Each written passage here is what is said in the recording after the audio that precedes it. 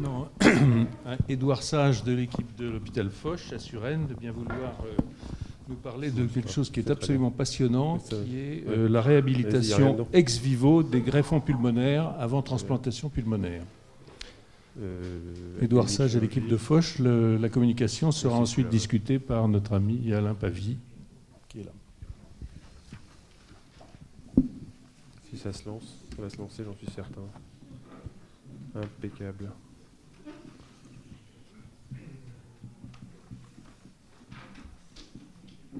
Bon, ça va aller, merci beaucoup. Mesdames, Messieurs, chers maîtres, c'est avec grand plaisir que je vais effectivement vous exposer l'expérience du groupe de transplantation pulmonaire de Foch en termes de réhabilitation ex vivo des greffons pulmonaires. Alors, vous allez voir qu'en termes de santé publique, effectivement, c'est un tout petit peu moindre que ce qu'on vient de voir juste avant. Rapidement, juste pour vous expliquer un petit peu la raison pour laquelle on en est venu à faire cette stratégie de réhabilitation de greffons pulmonaires. Et donc, du coup, les chiffres sont les chiffres qui vont être de 2009 et de 2010. C'est ceux avec lesquels on a réfléchi au moment de la mise en place de ce programme. Les besoins théoriques en France, ça, ils restent les mêmes. C'est entre 300 et 400 greffes par an aujourd'hui. C'est assez stable. Et puis, vous voyez qu'en 2010, seulement 244 transplantations pulmonaires avaient été réalisées. Ces transplantations, la répartition, elle est, comme à l'international, on a un peu de la mucoviscidose, de l'emphysème, de la fibrose et les autres qui sont, entre autres, les maladies vasculaires pulmonaires. Et puis, vous voyez qu'à cette époque-là, 21 patients étaient morts sur liste en France. La problématique du poumon, elle est simple, c'est un organe qui est extrêmement sensible à l'infection et donc à l'inhalation proprement dite, et puis bien sûr à toutes les pneumopathies de réanimation des patients qui vont être intubés, ventilés de longue date. Et puis, bien sûr, c'est un organe très sensible au remplissage avec la répartition d'œdème, l'apparition d'œdème pulmonaire, tout ça aboutissant effectivement à une réanimation délicate. Et donc, face à tout ça, l'Agence de la biomédecine, alors fort de l'aide de tous les groupes de transplantation pulmonaire français, a mis en place 3 organes différents, enfin en tout cas 3 catégories d'organes. À la gauche, enfin, du coup à votre gauche, les donneurs dits optimaux, avec des critères qui sont associatifs. Et vous voyez que c'est des patients âgés de moins de 56 ans, un rapport de PaO2 sur FiO2 au-delà de 400, non-fumeurs, avec une radio de thorax, normale et pas d'inhalation. C'est ce qu'on appelle, nous, dans notre jargon, le greffon de compète. De l'autre côté, les donneurs dits marginaux, et là vous voyez que, encore une fois, c'est des donneurs qui vont être au-delà de 70 ans, avec un rapport de PaO2 sur FiO2 inférieur à 200 mm de mercure. Et là, ce n'est pas associatif, mais cumulatif, c'est et ou. Et puis entre les deux, c'est le grand vivier de ces donneurs à critères élargis avec des patients qui vont être ni donneurs optimaux, ni marginaux. Et donc, entre 56 et 70 ans, un rapport entre 200 et 400, une radio de thorax qui va être anormale et une suspicion d'inhalation. Quand on regarde un petit peu les chiffres de l'agence, on se rend compte de ça. C'est-à-dire qu'en 2009, vous voyez que la répartition des poumons, enfin en tout cas tous ceux qui étaient prélevés d'un organe, il y en avait environ 1500 patients, mais prélevés du poumon seulement 237. Ce qui représente environ 16% de la population. Quand on va un tout petit peu plus en détail et qu'on regarde en fonction de ces critères, les différents critères que je viens de vous évoquer, on voit que les donneurs optimaux, il n'y en a pas beaucoup. Vraiment, c'est ceux qu'on cherche tous, qu'on rêve d'avoir pour nos patients, mais vous voyez qu'en gros, c'est 70 patients, que ces patients-là, ils sont quasiment tous prélevés. A l'inverse, les donneurs marginaux, vous voyez qu'il y a effectivement un vivier, il y en a environ 470, et que dans l'ensemble, ceux-là, ils ne vont pas être proposés, et en tout cas, quand ils sont rarement prélevés. Et puis, le vivier très clair, il est dans ces donneurs à critères élargis. Et ce critère élargi, vous voyez que, ceux-là, on passe vite, et donc, vous voyez que dans ce vivier à critères élargis, seulement 28% à l'époque, en 2009, étaient proposés et éligibles pour la transplantation pulmonaire. Et donc, on a réfléchi avec l'Agence de la médecine pour essayer de voir comment faire pour que ces donneurs à critères élargis, ils nous soient proposés de façon plus fréquente. Et puis on s'est remis nous aussi en question parce qu'en regardant ces chiffres-là, vous voyez que les donneurs optimaux, les donneurs optimaux, on les a tous prélevés, les marginaux qui nous ont été proposés, on va les mettre de côté, on les a jamais prélevés, mais que quand même, il y avait 28% de refus sur ces donneurs à critères élargis. Et donc, fort de ça, on a dit à l'agence, très bien, travaillez de votre côté, proposez-nous plus de poumons. On est à 28%, on veut atteindre 50, on veut atteindre 60, on veut même, dans la mesure du possible, atteindre les 100% de propositions de ces donneurs à critères élargis. Mais dans l'intervalle, nous, on va vous aider et on va travailler aussi, parce que ce n'est pas qu'à vous de travailler, c'est aussi à nous. Et donc, on s'est focalisé sur ces 28% de donneurs à critères élargis qui ont été refusés. Et donc, fort de ça, on a mis en place ce programme de transplantation après réhabilitation ex vivo des greffons pulmonaires à critères élargis, avec une chose importante, je vais revenir dessus, qui auront été refusés par l'ensemble des équipes. C'est une étude qu'on a mis en place en bicentrique avec Marie-Laine Long, avec comme objectif principal fort, c'est une augmentation du nombre de greffons transplantables, bien sûr, et puis un objectif, on va dire, secondaire, qui est d'essayer de voir si ça permet de diminuer les délais d'attente avant transplantation sur nos patients sur liste. La méthodologie, je viens de vous l'expliquer rapidement, c'est une étude qui est prospective ouverte, bicentrique, qu'on a menée sur 2 ans, avec comme but ultime de transplanter 20 patients à partir de ces greffons. Encore une fois, j'insiste bien dessus, c'est des greffons qui auront été refusés par l'ensemble des équipes sur des critères de mauvais greffons et dont les capacités d'oxygénation auront été améliorées par la réhabilitation ex vivo. Alors, on n'a rien inventé, on a eu la chance de pouvoir, au moment où on a monté ce programme, avoir l'équipe nord-américaine de Toronto qui avait sorti dans le New England Journal of Medicine la même technique quelques temps avant sur leur série qui montrait que la survie elle était identique. Donc en gros, pour avoir les autorisations, ça a été assez simple. Et donc face à ça, quand il y a une équipe qui gagne, on n'a rien changé. On a pris strictement la même. Et en gros, c'est quoi? La technique de Toronto, c'est l'image que vous voyez, c'est-à-dire qu'on n'a pas besoin d'avoir le cœur peut être explanté et pris par les chirurgiens cardiaques, ça ne pose aucun problème. On va refaire une néo-oreillette gauche avec des canules qui ont une forme en entonnoir qui vont nous permettre de monitorer les pressions dans l'oreillette gauche, de maintenir des pressions physiologiques aux alentours de 3-5 mm de mercure, un circuit qui sera semi-clos, une cloche qui est cette grosse cloche stérile simplement qui va nous permettre de maintenir un niveau d'hygrométrique à peu près constant durant la procédure. Et puis une chose importante, ça sera un liquide qui sera 100% acellulaire, pas une goutte de sang pendant la procédure.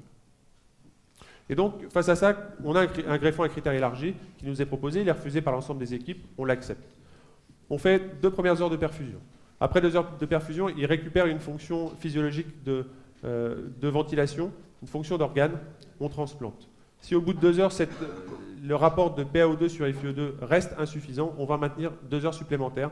Et de nouveau, on se repose la question du rapport de PaO2 sur FiO2. Et dans ce cas-là, 2 choses, on a récupéré une fonction d'organe, on transplante. On n'a pas récupéré, dans ce cas-là, le poumon va en un impact.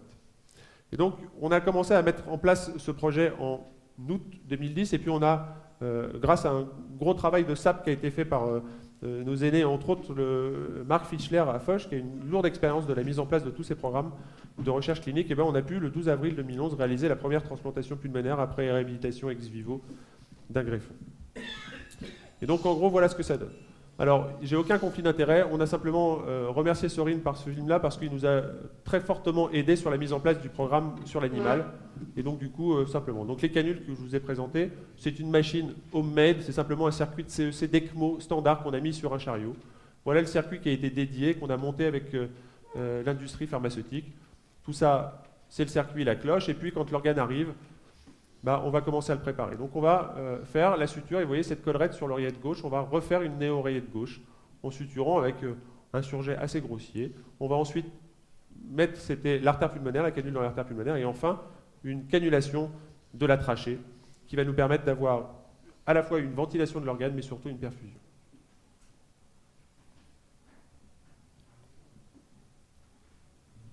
On sort la cloche, c'est une cloche stérile à usage unique, simplement qui a été modelé à un design qui est satisfaisant. On va venir faire les purges pour permettre de connecter le circuit sur les canules, les lignes de pression qui vont nous pouvoir monitorer les pressions dans l'artère pulmonaire et dans l'oreillette gauche. Et puis, chose très importante, vous voyez le docteur Le Guen aux manettes qui va nous permettre de faire ce qui est la part la plus importante dans ce programme, qui est cette toilette bronchique. Et on va passer pendant tout le temps de la reperfusion et de la remise en circulation parce que c'est une procédure qui va être en normothermie, donc on va remonter à 37 degrés, on va faire une toilette bronchique. Quand on a atteint la normothermie, aux alentours de 32 degrés dans un premier temps, on va commencer la ventilation, avec une ventilation qui va être protectrice, puisqu'on va avoir des cibles de 7 ml kg, et puis qu'on va monter progressivement. C'est un liquide qui est acellulaire, vous voyez que le liquide qui est là, qui est le liquide de Steen, et voilà, on monitore les pressions, 12 dans l'artère pulmonaire, moins de 15, moins de 5 dans l'oreillette gauche, et puis on va lever toutes les atélectasies. Et puis une fois qu'on a atteint le plateau, on va laisser travailler la machine. On finit la procédure, on coupe, on refroidit de nouveau, et puis on va partager l'organe pour pouvoir aller commencer la transplantation. Encore une fois, les transplantations pulmonaires sont des transplantations séquentielles, un côté, puis l'autre. On utilise le liquide qui est froid pour permettre de conserver, et puis voilà, le deuxième côté va être mis au froid, là où le premier côté aura été mis dans la salle pour la transplantation. Et donc, je vais y arriver. Et donc les résultats après 24 mois, alors c'est pas tout à fait vrai, on est à 23 mois, et vous voyez qu'on était parti pour faire 20 procédures sur 2 ans sur 2 centres, et puis en fait en 2 ans on en a fait en monocentrique 28 procédures. ex vivo réalisées. Et chose importante, c'est que sur ces 28 procédures, eh ben, on a réalisé 27 transplantations. Alors c'était 27 hier et on est à 28 parce qu'on a encore fait une cette nuit. On va la mettre de côté. Et puis un seul échec de réhabilitation, et ça c'est quand même la chose qui était très importante. La transplantation pulmonaire, et simplement, c'est pour vous mettre notre casuistique. Vous voyez que pendant la même période, on a fait 108 transplantations. On va mettre de côté les patients qu'on a greffés en super urgence parce que ça fait un tout petit peu polémique, et on s'est simplement focalisé sur les patients greffés de façon standard versus les patients greffés ex vivo. Et vous voyez que, en gros, pendant cette période-là, des 23 mois, bah, ça a quand même représenté plus de 25% de notre activité de transplantation pulmonaire. En termes de population, et vous allez voir ça va aller un petit peu plus vite, que les populations sont strictement identiques entre le groupe témoin et le groupe ex vivo. Vous voyez qu'on a une valence pour la mucoviscidose, ça c'est spécifique de Foch. Les restes sont à peu près comme les chiffres que je vous avais présentés tout à l'heure, l'emphysème, la fibrose et puis les autres pathologies. Qu'en termes de résultats, vous voyez que d'un point de vue d'honneur, les âges sont strictement identiques. Qu'en termes de poids-taille entre le témoin et l'ex vivo, il n'y a absolument aucune différence. Chose importante, et ça c'est un petit peu... voilà, c'est-à-dire qu'en termes de rapport de PaO2 sur FiO2, les groupes ex vivo, et c'était le but de tout ça, étaient quand même très significativement plus bas, avec des rapports aux alentours, avec une médiane de 256 mm de mercure. Qu'au bout, et ça c'est les différents temps au moment où on a mis en place la procédure, vous voyez que la première box nous montre le moment du prélèvement, et puis ensuite, 1 heure après. Et 1 heure après, on se rend compte que déjà en 1 heure, on va récupérer le greffon. Et donc en gros, ça c'est la chose très importante sur laquelle j'insiste, c'est toute cette période, cette première heure dans laquelle on va travailler l'organe, on l'explante des rushs catécholinergiques de la mort encéphalique, on le ramène à la maison et on s'occupe de lui spécifiquement pendant toute la période de réchauffement, tout ça pour atteindre un plateau au bout d'1 heure. Plateau qui va se maintenir ensuite sur toute la durée. Qu'en termes d'ischémie, et ça il faut à un moment ou un autre parler d'ischémie, et donc pour parler d'ischémie, on part du moment où on clampe l'organe jusqu'au moment où on va déclamper l'artère pulmonaire. Ben simplement, ce n'est pas tout à fait vrai dans l'ex vivo parce qu'on se remet en normothermie. Pendant cette période-là, le poumon il va être ventilé, et donc du coup, on n'est pas réellement en ischémie, mais enfin, il fallait bien qu'on parle des choses, et vous voyez qu'on est à 357 minutes sur le deuxième côté, qui est l'ischémie le plus longue, et on est à plus de 10 heures sur le groupe ex vivo, ce qui nous ouvre d'énormes portes sur l'éventualité et les stratégies thérapeutiques à faire pendant cette période. Et donc les résultats proprement dit, vous voyez qu'en termes d'extubation précoce, c'est strictement identique, aucune différence, on est aux alentours de 55 versus 60%. Qu'en termes de durée de ventilation, il n'y a vraiment aucune différence entre les deux groupes. Ça c'est la chose la plus importante parce que c'est la seule qui greffe réellement la morbimortalité, qu'on appelle la défaillance primaire du greffon. 0, pas de défaillance. Défaillance primaire du greffon grade 3 qui est la plus grave, celle qui va être greffée d'environ 30 à 50% de mortalité dans les 3 premiers mois. Et donc vous voyez qu'en termes témoins ex vivo, on n'a aucune différence. Qu'en termes de durée de réanimation, là quand même, on se rend compte que les patients, alors est-ce qu'on a été un petit peu plus frileux, mais en tout cas on les garde un tout petit peu plus au chaud. La différence n'est pas significative, on a quand même 3 jours de décalage. Qu'on va ressentir aussi en termes de DMS hospitalière, vous voyez qu'on est à environ 37, tout ça n'est pas significatif, on est sur des petites cohortes. En termes de survie à 1 mois et à 1 an, vous voyez qu'aucune différence, encore une fois, on est à 96% chez les témoins à 1 mois versus 95 et 90% dans les deux groupes. Et puis... Ah oui, c'est la survie, je me suis trompé. Ouais, ça aurait été... J'aurais pas osé vous rapporter des résultats pareils, désolé, effectivement. Les résultats post-opératoires en termes de durée d'attente sur liste de transplantation, vous voyez qu'en gros, ça c'est les durées. L'apparition de la super-urgence en 2007 qui avait fait décroître à 52 jours notre durée d'attente. L'ex vivo qui nous l'a effondré à moins de 20 jours, et si on cumule SU et ex vivo, et aujourd'hui à la Foch, on est à moins de 15 jours d'attente sur liste de transplantation pulmonaire. Et donc, en conclusion, la réhabilitation ex vivo des greffons pulmonaires est une technique qui est parfaitement reproductible, qui nous a permis une augmentation significative du nombre de greffons disponibles, que les transplantations ainsi réalisées ont des résultats identiques à ceux obtenus avec des greffons prélevés de façon conventionnelle, et puis l'utilisation de cette technique, et ça c'était le point B, a permis de diminuer très nettement la durée d'attente sur liste de transplantation à l'hôpital Foch. Et puis, simplement parce que c'est moi qui viens vous relater ça, mais enfin, il y a quelques docteurs, quelques infirmières, quelques pompistes, et surtout les associations de malades qui sont derrière nous pour pouvoir faire avancer. Un grand merci de votre attention.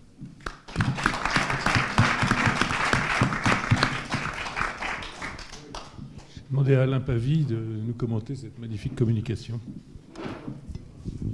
Alors, je voudrais tout d'abord, je pense que vous l'avez ressenti, féliciter l'équipe de Foch parce que la transplantation, globalement, tout organe confondu, manque de donneurs, ça c'est pas un scoop.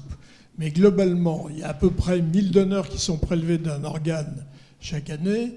Quand on va sur le cœur, il n'y en a plus que 350 et le poumon était pas loin à un moment de toucher le fond. Il y a eu une démarche, j'étais au conseil médical et scientifique de l'agence de biomédecine, et il y a eu une démarche absolument exceptionnelle des transplanteurs thoraciques. D'abord, c'est des gens qui s'entendent et qui travaillent tous ensemble.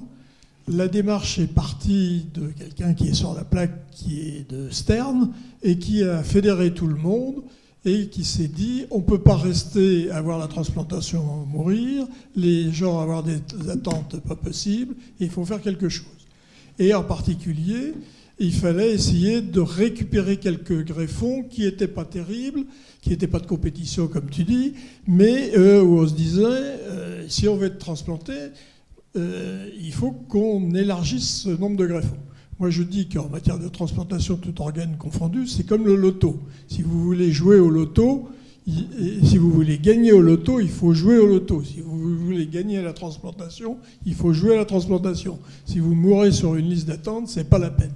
Et ils ont fait une démarche exceptionnelle où ils ont réussi à se mettre d'accord tous ensemble pour définir ces critères de donneurs élargis. Et ils ont pu se mettre d'accord en disant, d'abord, l'agence leur a fourni, leur a proposé, alors qu'avant, on proposait aucun poumon. Et ils ont été capables de dire, quand il y a 13 équipes qui font de la transplantation et qui ont dit, grosso modo, si c'est pris par personne, foutu pour foutu, on va essayer de faire quelque chose. Et manifestement, en prenant la technique de Toronto, ça marche excessivement bien. Ce que je t'avais entendu déjà plusieurs fois, j'avais une première question. Je n'avais pas réalisé, avec votre technique, vous prélevez le poumon comme avant, vous filez vite chez vous, et la technique de reconditionnement du greffon se fait chez vous. C'est bien ça. Absolument. On aura l'occasion de revenir parce qu'il y a une autre méthode qui fait un petit peu différemment.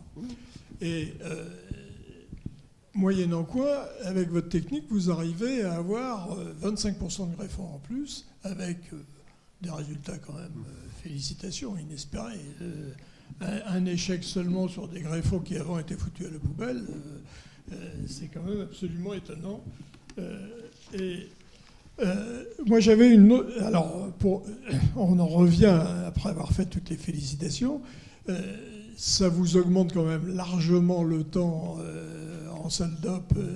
Et vous mettez le donneur avant, ou le receveur qui attend, ou vous déclenchez quand ça paraît bien? Le déclenchement, on donne le top au premier gaz du sang, en fait. C'est celui qui va nous dire on a récupéré le greffon, donc au bout de 2 heures. Et au bout de 2 heures, à ce moment-là, on met le patient en salle, le receveur en salle, et puis on laisse diverger, c'est-à-dire qu'on laisse couler le temps nécessaire, le temps qu'on explante le premier côté. Et une fois l'explantation faite du premier côté, seulement à ce moment-là, on refroidit. Alors j'ai une deuxième question. Pourquoi, pour le deuxième greffon, passez-vous à de nouveau de l'ischémie froide? Et pourquoi il n'y a pas un moyen technique de continuer votre perfusion et votre ventilation du deuxième poumon pour encore améliorer, même si vous nous montrez que c'est quand même pas mal, mais vous arrivez à repousser vos durées d'ischémie de façon importante, ce qui, comme tu l'as suggéré très rapidement, va permettre d'aller chercher des greffons dans des endroits où les délais n'étaient pas acceptables. Alors, on pourrait, mais vous l'avez bien vu sur le film, le mécanisme et la collerette, c'est une collerette unique qui vient se remettre sur le toit de l'oreillette gauche, en fait. Et donc, à partir de là, on peut le faire parce qu'on a déjà fait ça sur petite collerette, quoi. Oui, ça. C'est-à-dire qu'on pourrait partager, mais ça voudrait dire arrêter de toute façon la procédure, se rebrancher, refaire des anastomoses. Et donc, en gros, le temps de brancher, c'est une demi-heure. Le temps d'implanter le greffon de l'autre côté, il y en a pour 1 heure, 1 heure et demie. Le délai est pas... Enfin, l'enjeu entre les deux est faible. Voilà. Mais on pourrait le faire. On s'est posé la question, on a fait déjà du monopoumon, donc ça marche. Donc on peut. L'autre question que je voudrais vous poser, vous avez choisi cette technique-là. Il y a une autre technique qui est utilisée en transplantation cardiaque. À la pitié, on a démarré un peu de programme pour aller prendre quelques greffons loin, avec des durées d'ischémie plus longues, et où là, c'est à l'inverse une circulation extracorporelle. C'est le système Transmedix, et c'est une circulation extracorporelle avec du sang et en normothermie, et on fait rebattre le cœur, et on peut se balader et augmenter beaucoup ses durées. Il y a une autre équipe, pour ne pas la citer, c'est Strasbourg, qui a démarré un protocole dans le même état d'esprit, je pense, a priori, avec le système Transmedix. Quels sont, à votre avis, les avantages de l'un, de l'autre? Est-ce qu'on peut répondre ou est-ce qu'il faut attendre un tout petit peu pour voir les résultats des uns et des autres et revenir, non pas dans une deuxième semaine, mais dans 2 ans ou 3 ans? On voit un peu les choses parce qu'on commence à traîner un petit peu partout et puis on écoute. En gros, et de façon simple, déjà, quand on a mis en place ce programme-là, l'ECS n'était pas encore tout à fait opérationnel pour le poumon. Premier élément. Deuxième élément, qui est un vrai problème financier. Parce que, en gros, on a fait, pour répondre un peu à toute cette polémique de l'enjeu financier, on a fait une étude médico-économique pour essayer de voir combien ça nous coûte. En gros, aujourd'hui, une procédure, un échec d'ex vivo, parce qu'en gros, c'est ça, c'est l'échec. Combien il nous a coûté cet échec, et si on doit en refaire, combien ça coûte? C'est environ 15 000 € un échec. Et dans les 15 000 €, il y a quasiment déjà 5 à 6 000 € de transport juste pour aller chercher le greffon. Donc en gros, la procédure en elle-même, elle vaut, en termes de consommables, d'hommes, de tout ce qui se passe autour, c'est 10 000 €. Ça, c'était le deuxième élément. Et puis ensuite, la philosophie, elle est la même, et on voit que pour l'instant, elle diverge un tout petit peu, mais elle va finir par converger. Pourquoi? Parce que l'OCS, elle est là pour se dire, effectivement, diminuons les durées d'ischémie, sans les faire disparaître complètement, parce que si, quand l'industrie dit on disparaît, l'ischémie froide, c'est pas vrai, il y a toujours un moment où, pour peu qu'il y ait un prélèvement cardiaque, typiquement, il y a une période d'ischémie froide, la mise en place sur la machine, qui va être d'environ entre 35 sur les personnes très avérées, jusqu'à plus d'1 heure pour la mise en place sur la machine. Là-dessus, à cette réponse-là, quand on va voir M. Steen, qui est un petit peu le leader et qui a inventé un petit peu tout ça, il dit 1 heure d'ischémie, 2 heures d'ischémie, 3 heures d'ischémie, 4 heures d'ischémie, il n'y a aucune différence physiologique, ça fait rien. Et donc, nous, quand on prend les greffons et qu'on les ramène à la maison, c'est entre 3 et 4 heures, où qu'on aille en France. Au départ, on s'était focalisé en disant on va commencer pour essayer justement limiter cette première ischémie froide sur la région parisienne. Et puis c'était un tout petit peu la course avec Marie Lalonde, je vous passe un peu les détails, mais bon, du coup, on a été chercher le premier greffon, on a été le chercher à Chalon-sur-Saône. Et puis ensuite, ça a lancé le programme, et puis maintenant, on va en chercher partout en France. Le dernier qu'on a été chercher, on a été le chercher à Gap. On a des ischémiques qui sont aux alentours de 4 heures, le temps que ça revienne et qu'on mette sur la machine. Après, derrière, ce qui se passe, c'est effectivement le reconditioning. On va le remettre dessus, et puis il y a le préconditionnement à l'ischémie, tout ce qui se passe, et on le remet en circulation. Et donc, on s'est rendu compte d'une chose qui est... C'est fini, d'accord. Bon, ben, voilà, je vais m'arrêter. Donc, en gros, on pourra répondre à une autre. Merci, je suis désolé, mais... C'est la passion. Non, je suis désolé, mais il faut qu'on avance un petit peu. Merci beaucoup à tous les deux, et bravo.